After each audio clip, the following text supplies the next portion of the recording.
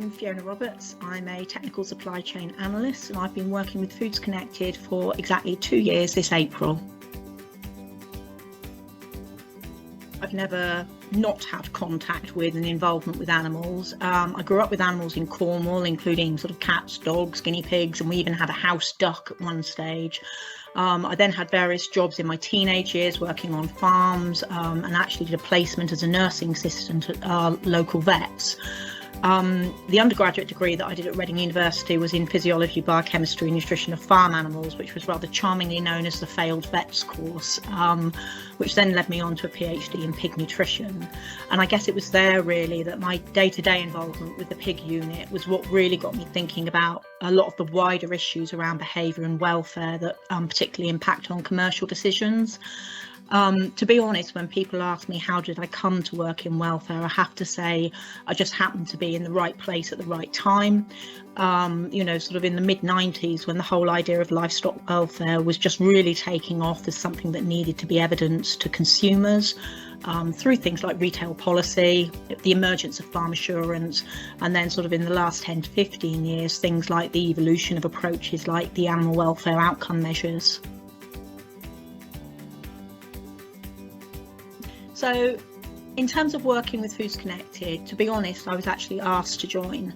But it's probably worth saying that while my background might not seem an obvious fit with a software development company, it very much supports the work of the company that provides data-driven solutions, in that the logical next step of any data collection and analytics is then to try and provide the deep dive business insight that will ultimately drive improvement, and in this case, take it right back to farm level.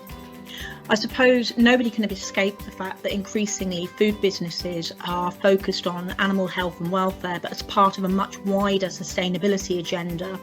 And these are rapidly developing, but still quite specialist areas where we're finding that there's considerable requirement for experience, support and insight in these particular areas. It is one of those roles where genuinely you can say that no 2 days are going to be exactly the same.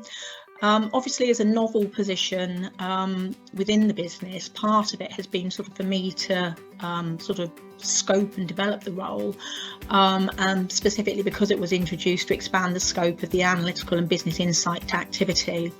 Obviously, my main focus is on animal health and welfare and on driving improvements across farm and slaughter practice for a number of clients.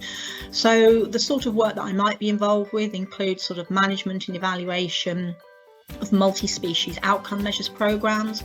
I provide technical advice and support on the content of livestock standards, research initiatives and policy development across a whole range of livestock species, including aqua species. And as I've already said, increasingly health and welfare is part of the bigger sustainability agenda. And so we're looking at data in different ways. So while livestock mortality has always been a health and welfare issue, but increasingly we're looking at things like livestock mortality also as a significant farm gate loss. On a day-to-day basis, I can be talking to retail managers, I can be talking to individual suppliers, producers, certification bodies and NGOs.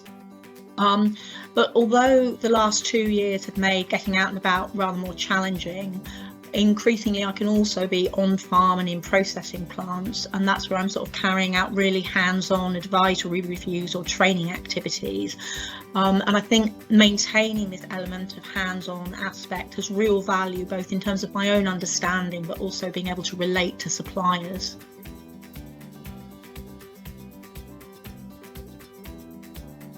Known that they're integral to food security, but I think this has really been brought into very sharp focus in the last 2 years when we've started to see just how precarious food supply chains can be, and the number of issues and the knock-on consequences from sort of different factors.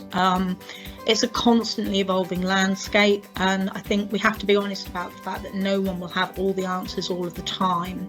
And so I think from a personal point of view, I think the most important thing is to be open to learning and development and recognising that you don't always know everything, but that sometimes the most important thing is actually to know the right questions to ask, and that can be the sort of springboard for the next steps in any sort of developmental process for our customers.